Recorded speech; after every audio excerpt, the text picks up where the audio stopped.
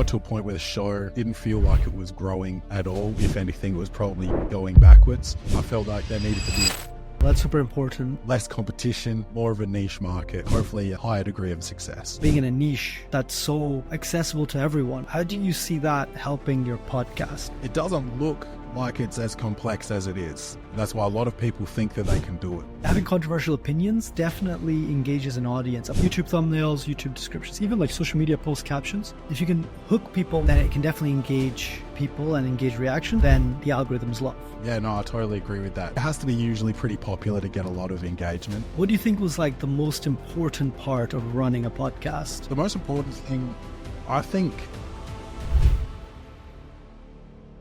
Clay, welcome on Podcast Gurus. thanks for having me. Super cool. Excited to have you on because I love the topic of your show, right? Like it's a bit different to what we usually have and what we usually talk about. So please tell us about Welcome to the Poddy. What's the show about? Welcome to Poddy is a TV and film review podcast. So every week we release an episode about a different television show or movie that we have watched that week. And yeah, sometimes it's themed. So this week, obviously we're in the middle of the Olympics. I don't know when this drops, but at the time that we're filming this, we're in the middle of the Olympics, and we didn't do an Olympic movie, but we added a top five list of Olympic movies to the episode. So yeah, a little bit of a theme to it as well. And What was your top five, Clay? my top five, I think I still got my my notes here from the other day. So I've got Foxcatcher, which is about wrestling, Blades of Glory, which is figure skating, Miracle, which is hockey, Richard Jewell, which is about the Atlanta 1996 Olympics, and Cool Runnings, famously the Cool Jamaican Runnings. bobsled team. That's a good one. Yeah. That's a good one. Chariots of Fire, not on there? I haven't seen it. What? That's a classic. Yeah, I know. There's a really famous, there's the scene of them running on the beach, right? That was shot in Edinburgh, which is where I'm from. On really? Portobello Beach. Yeah, that was, it's not a very nice beach at all. So I don't know why they picked it of all the beaches in the world they could have shot. So super cool theme, right? You guys pick up a movie every week, and it's a comedy show, right? So it's like, you take the piss out of it, I guess. It's silly. It's exaggerated. The opinions, at 100%, they're pretty dialed up. And we also relate to the movie in one way or another with a personal story or experience. That's super cool. So why did you pick that genre as opposed to just doing like a casual, because you have a co-host, right? So you could have just been two buddies that sat down and had a funny podcast. Why the genre of let's review a movie or TV show every week? That's actually how the show started. It was, the typical conversation that people have with their friends. Oh man, like we're so funny. We should have a podcast. And so we did it. We started a podcast, and that's all it was. It was just talking about current events and pop culture and stuff like that, and being as funny as we thought we could be at the time. And I would often go into film reviews on that show, which it still was Welcome to the Poddy, but yeah, it was a different format. So yeah, I would go into film reviews quite a bit, and I got to a point where the show didn't feel like it was growing at all. If anything, it was probably going backwards, and I felt like there needed to be a niche.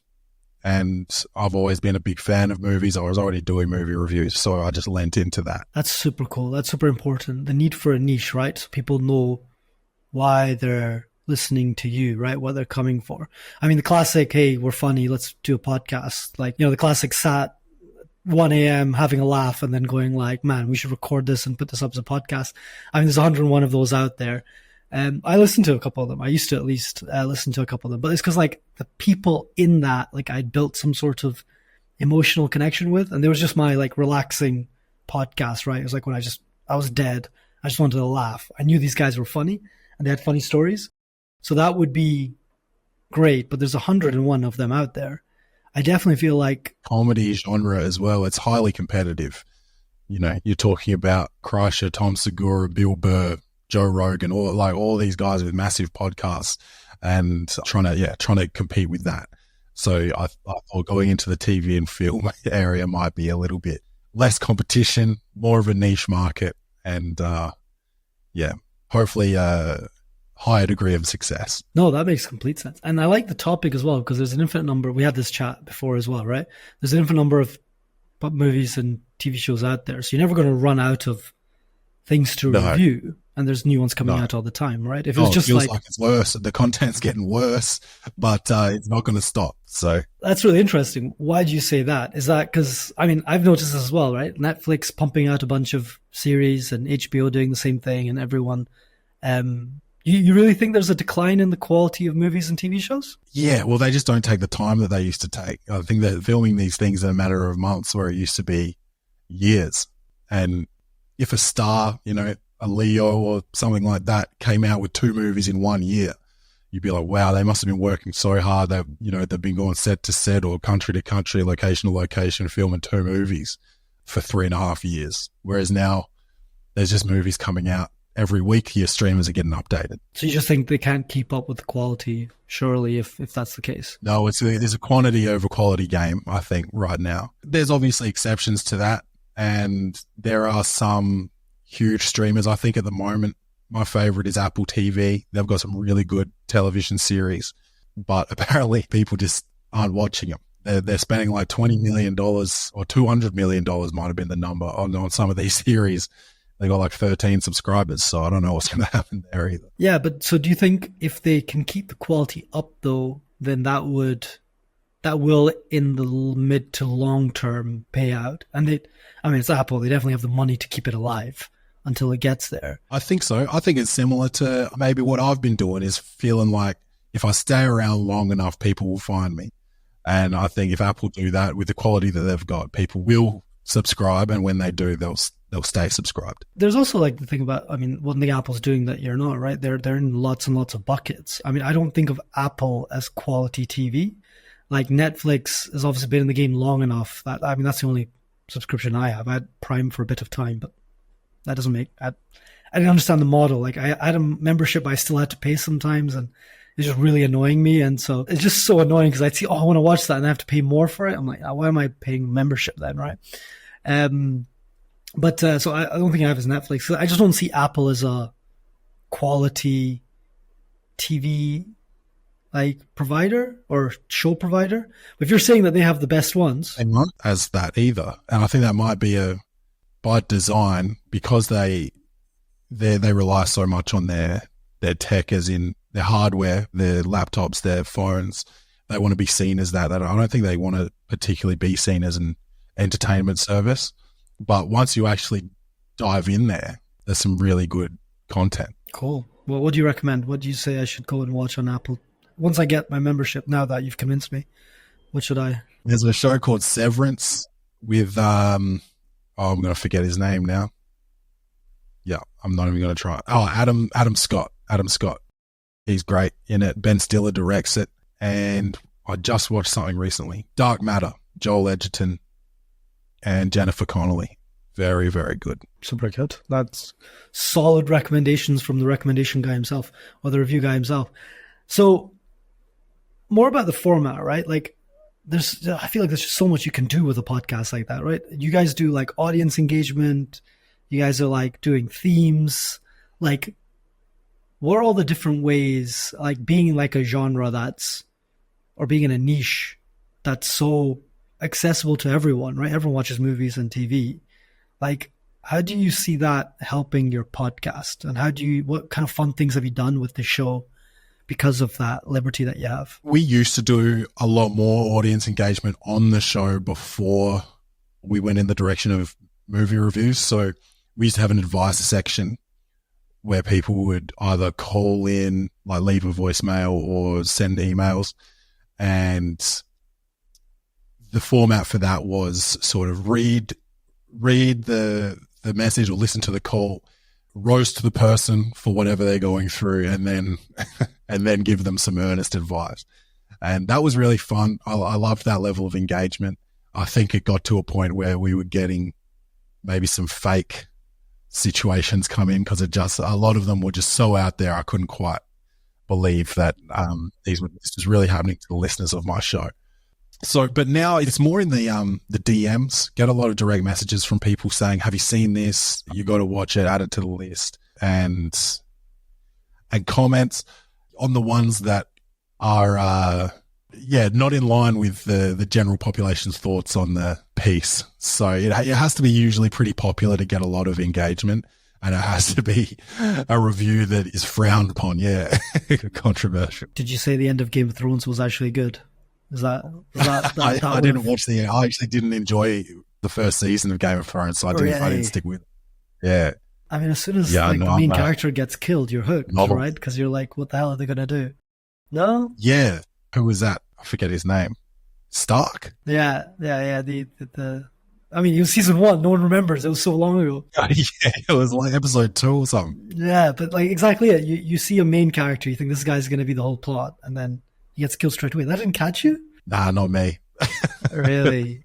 I don't know. It just wasn't for me. I tried several times and I just couldn't make it through that first season. Okay. Well, then, so what did you say? Like, what's a controversial take that you had that people got a lot of engagement on something popular? Like, did you say Endgame was shit? Or like, what was Yeah. I've recently, probably over the last 12 months, I've been having some real problems with Marvel and everything they've put out. So I'm not engaging with Marvel anymore. I'm with you on that. Like they're I don't milking feel like I'm alone. the momentum they have. There are some super fans out there that do not agree with that sentiment. Absolutely milking the success they had with the Avengers and trying to milk every penny they can get after that. Yeah. By just like not every character needs a spin-off. Yeah. And they have a loophole. The loophole is, there's multiple realities now, which means they can literally do anything and keep making movies and just say, this is a new reality. This is a different timeline. They can just do whatever they want. It's an infinite money glitch. That's what it is. Yeah. I mean, I wish I had one myself. Maybe I'll make a Welcome to the Poddy multiverse. Yeah, exactly. Right? Something different like that. So being controversial is definitely something that, just driving engagement. It's kind of the old adage, right? No publicity is bad publicity. I don't think there's an extreme of that, of course, where it definitely gets bad. But like having controversial opinions definitely engages an audience. I mean, we do this when we do like YouTube thumbnails, YouTube descriptions, even like social media post captions. If you can hook people with something controversial that goes against, and we define controversial as goes against the norm, like normal opinions or the standard opinions in society, without obviously being unsensitive or vulgar or anything like this, then it can definitely engage people and engage reactions, which then the algorithms love. All right. So, I mean, definitely having hot takes is what's going to make any genre do well, especially something people are as passionate about movies, right? Like you said, I'm not a fan of Marvel. That's controversial enough to drive engagement, right? Yeah. And I think the way that we talk on the show as well is different to any movie review I've ever seen growing up. Film reviewers were always very proper, bland, and yeah, we talk a bit crazy, step over the line a little bit, and say things about actors that other people, a lot of people wouldn't say. It's probably more normalized now with, the way Twitter is and people just say whatever they want. But yeah, I think no one's seen film reviews quite like the way we do it in terms of just the language we use, the energy we bring. And yeah, it's just a lot of fun. I think for us, we love doing it, and for the people listening, because even though we don't use hot takes just for the sake of it, we might not be saying anything that people aren't expecting sometimes, but it's the way that we're saying it that can hook the people. I think there's something really important there, because so one of the things that we do at GHA, right, is we cut snips out of podcasts, right? And we turn them into reels, which is actually really hard to do depending on the podcast, right? And the biggest thing is, and we just see it naturally happen, right? We have a bunch of people that do this. Their job is literally to go through the entire podcast, pull out 5 to 6 snips that they think are interesting with a good hook, with a good bit of information, and that would be entertaining or educational or something like this. And then usually, we have a review process to see, okay, these are the top 3 from this episode we want to go forward with. And we always say, like, we're looking for these kind of topics or content, or said, like it should be something controversial, something negative, ideally something that has a hot take, or something really informative that can be fully delivered within less than a minute, right? Which is kind of thing. But content is key, in that, right? Because the content that you pull out, what we see happen is, even on this show, right? When we pull out reels from this show and it's about podcasting, right? It almost never does well. Like if we said, oh, here's 3 tips on how you pull content out of your out of your podcast. If I said that right now, and then I gave, you got to find something controversial, you got to find something said like this, you got to have a hook, it should be a complete point, and we pull that out as a snip, not going to do that well. If we start talking about Marvel and pull that out with the same energy, a lot of the time it's going to do much better. In fact, some of our best reels that have gone like, tens of thousands of views are like, this is about like suicide rates in construction. We had one guy on that had a podcast around construction, and he just had a point about suicide rates. We put it up there. The other one was about Apple's privacy policy and the updates to Apple's privacy policy. Also got tens of thousands of views. And we were like, why are these ones performing? And we realized people don't care about podcasts. At least not enough people care about podcast advice, which is fine as well, right? There's a world where it's important to create content that's niched in on the people you're trying to attract and not just going for viral if it doesn't help your brand or your company or whatever. But generally speaking, there's, content goes a long way. But then within content, we have multiple podcasts that we manage in the same niche. And one podcast does a lot better than the other one. And it's not the content per se. It's also the way it's said, the host, the energy they bring. People, that's infectious, right? It captures people in the way you say it, not just what you say. Although what you say is very, very important as well. Yeah, no, I totally agree with that. It's, I don't know. It obviously depends on what your audience is. But yeah, I mean, my true belief is, as long as you're staying true to yourself, you'll find the audience that you want to find. And I feel the same way in comedy. I don't want to write jokes because it's something that other people think is funny. I want it to be what I think is funny. As long as I can do that in a digestible way, that, I'm not up there. It's not 100% self-indulgent and I'm just laughing at myself.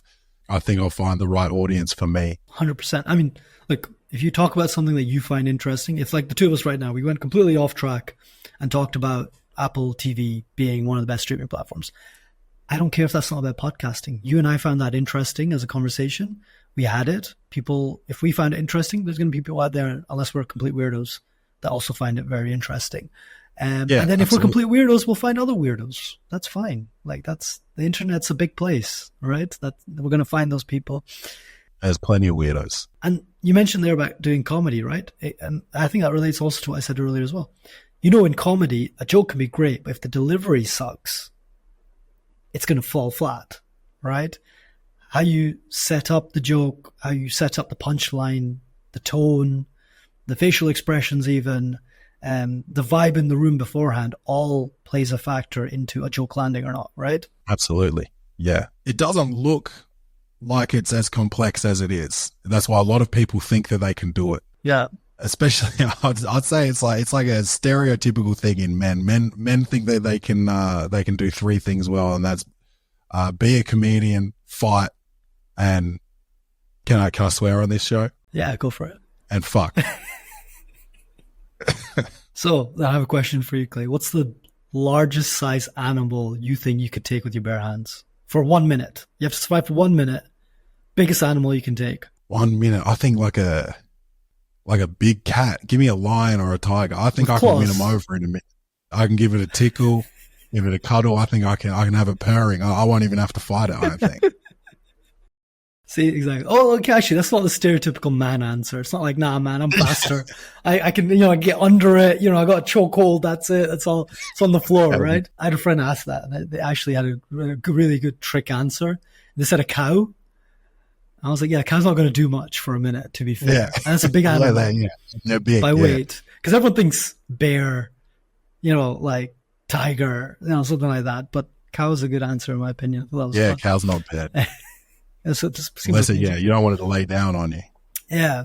And people chase bulls or avoid bulls for a minute, right? That's potentially feasible. Not sure. So indeed, men think they can do 3 things well.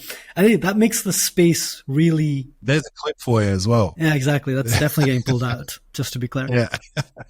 So in a world where you're you think you're funny and you're a comedian, right? How do you differentiate yourself from all the other men that think that they are funny in that world? I got up on a stage one day and I did it. That's the difference. That's the difference. Yeah. It's like with modern art, when people go to a museum and they see a canvas that's just had paint thrown at it, like, yeah, I could do that. Why is this up on the wall? It's like, yeah, maybe you could do it, but you didn't do it. So actually that's doing the difference. It. That's why it's up on the wall, because one person did it with a purpose in mind. It wasn't an accident. Yeah, saying you can do something and actually doing it are two different things. And so the podcast is a very similar thing, right? I guess. I think so. A podcast is less daunting. That's why every man and his dog has one. But getting up on stage and actually putting yourself in that vulnerable situation is a little bit different than being funny with your friends at the pub. So I think the differentiator there, though, on the podcast side is everyone can start podcasts, but not everyone stays consistent at a podcast, right? So we have this thing that there's a stat out there that 90% of podcasts don't make it past episode 3, and of the ones that do, 90% don't make it past episode 21. So just by doing 22 episodes, you are in the top 1% of all podcasts, essentially, because you're the one that made it that far, right? So you're going to get, you're going to win a lot of different things. Yeah. So certainly anyone can start a podcast. It's incredibly democratized now. It's very easy to do. It's open source. It doesn't cost money. If most people have the equipment already that they need to at least start one.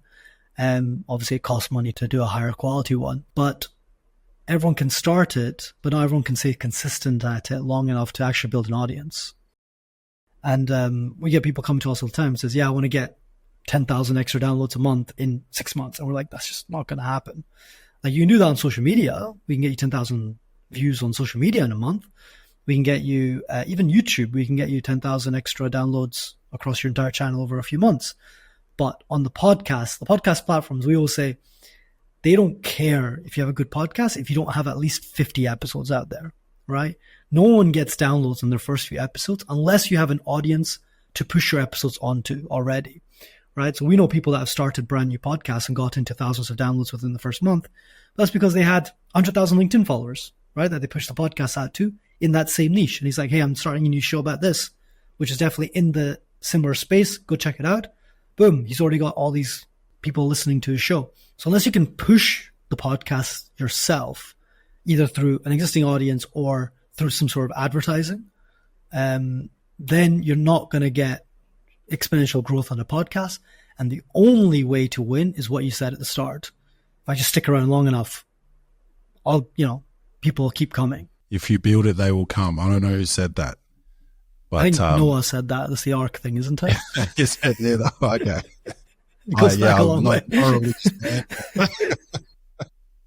Sometimes I can pull some quotes from the good book. They said that. I think Dubai said that straight after them. So afterwards, okay. They were like, build it, they'll come to the desert. But indeed, sticking it out is just a huge part of podcasting and being consistent, right?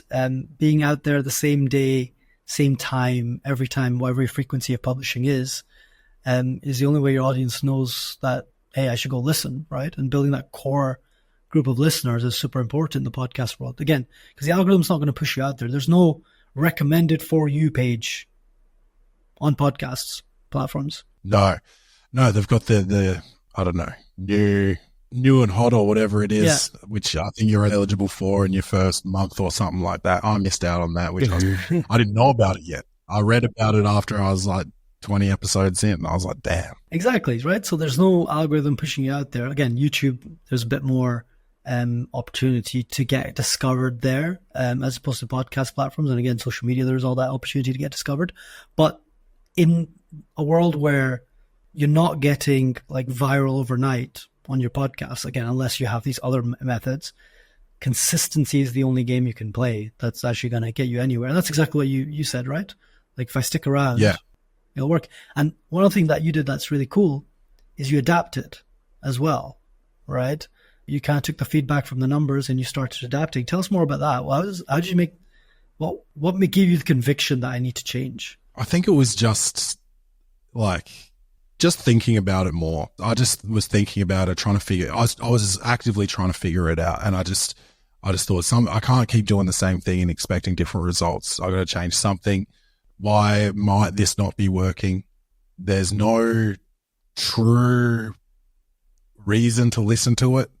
It was just talking shit. So like, who wants to listen to that if you're not famous? Okay. Your friends and family. And how much do they want to listen to it? They're not going to listen to every episode. They already talk to you enough. So sort of need to figure out a way to get out of that. And I wanted to get out of the comedy genre, even though it is like still a harder comedy podcast. I just didn't want to be in that genre anymore because of how competitive it is. I listened to 10, 15 comedy podcasts. If there's other people like that love comedy podcasts, you know, I would recommend those 15 over mine. So why am I going to try and compete with those? So I just wanted to get out of there, and I've always loved film. I studied it in university. I've watched a lot of them. I've got core memories of watching some, you know, Steven Seagal, Wesley Snipes movies with my old man when I was a kid. I've always loved film. So I thought, I don't work in that industry. What better way to sort of make that a large part of my life than to focus on it on the podcast? And then you put the work in work. I mean, a lot of people, I'm sure, make fun of you for, what do you do? Oh, I watch a movie and then review it. Sounds like a great job to just... Even telling people that I'm a comedian, I've never had such disrespect in my life. People say, but what do you do for money? Who else have you ever said that to when you've asked them what they do? I'm an accountant. Oh, but what else do you do? What do you do for money? Well, yeah. Wait, no one says, tell me a joke? Like, that's a classic thing comedians are sick of hearing, right? When you say, I'm a comedian, cool, tell me a joke. Yeah, buy a ticket. Give me $25, I'll tell you a joke. Yeah. Sounds good. Clay, so, like I said, you've got this great story about like how you pivoted this show, and you're in a genre which it allows for continuity. You understand the importance, and you're living the importance of consistency and sticking to it. What about, of all of those different aspects of like just analyzing all the great things you're doing with your show, right? What do you think was like the most important part of running a podcast, and that you would tell like anyone that's like on episode 3, right? Is the most important thing? And how do you do that? The most important thing, I think, is why. Why are you doing it? Do you enjoy doing it? Then that's important. Are you doing it because you're looking for quick buck? Like you see so many people, you know, with big successful podcasts making a lot of money, and you think that you can do that. So you start a podcast. I can guarantee that your podcast isn't going to be successful. That's not why you do podcasting. A podcast from day one has been a marketing tool, and it still essentially is. You know, you know about it from your finance podcast. In the comedy world, people don't set up a podcast to make more money from podcasting. They make it so that they can sell more tickets to their shows, so that they can sell more merch, so that, you know, they can get more leads for whatever their real estate business or whatever it is. It's not a pathway to a quick dollar. So I think if you really are passionate about it and you want to do it, then that's why you do it. I think that's why I've done it for so long, making no money off of it. I've been doing this 8-9 years, like just doing it, spending a lot of time and money doing it because I love it. It's the best part of my week. But yeah, to do it, to try and go viral or whatever, it's not that easy. It's not the recipe. I love that. I don't think we need to add anything else onto that. I think that's spot on indeed. Clay, thank you so much for coming on the show. Oh, thanks for having me. It was fun.